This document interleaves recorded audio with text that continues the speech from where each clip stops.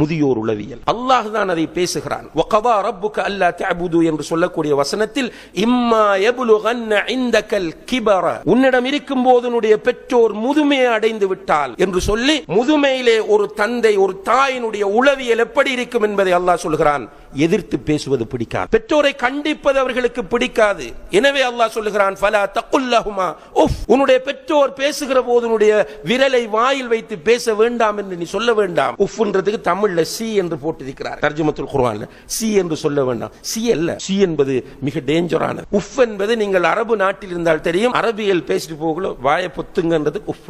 உங்களுடைய பெற்றோர் முதுமை அடையும் போது அவர்கள் பலவீனத்துக்கு மேல் பலவீனம் அடைந்து ஒரு 65 70 அப்படி தாண்டி போகும்போது அவர்களுடைய கிராஃப் கீழே பலவீனம், மூளையில் உள்ள செல்கள் பலவீனம் அடையும், இறந்து போகும். ஸ்மார்ட்டாக திங்க் பண்ண மாட்டார்கள், ஏதாவது உளறுவார்கள். அந்த நேரத்தில் அவர்கள் பேசுவதை பக்குவமாக கேட்டுக்கொண்டு பேச வேண்டாம் என்று சொல்ல வேண்டாம். எந்த அளவுக்கு இருந்தால் அல்லாஹ் சொல்கிறான் வக்ஃபித் லஹுமா ஜனாஹ ذுல். ذுல் என்றால் என்ன சொல்ற? அரபுல ذுல் என்றால் இழிவு. ذுல் என்றால் இழிவு. இழிவனும் இறக்கையை உங்க உம்மா வாப்பாக்கு முன்னால இழிவடையுங்கள் என்று சொல்லுகிறான் அல்லாஹ் சுப்ஹானல்லாஹ். உம்மா வாப்பாக்கு முன்னுக்கு இழிவடையுங்கள். உம்மா ஏசட்டும், உம்மா அடிக்கட்டும், உம்மா திட்டட்டும், நோ ப்ராப்ளம், ஏற்றுக்கொள்ளுங்கள். அவர்களுக்கு அன்பு காட்டுங்கள். 100% உங்களுடைய பெற்றோருக்கு நீங்கள் அன்பு காட்டுங்கள் என்று அல்லாஹ் சொல்லுகிறான்.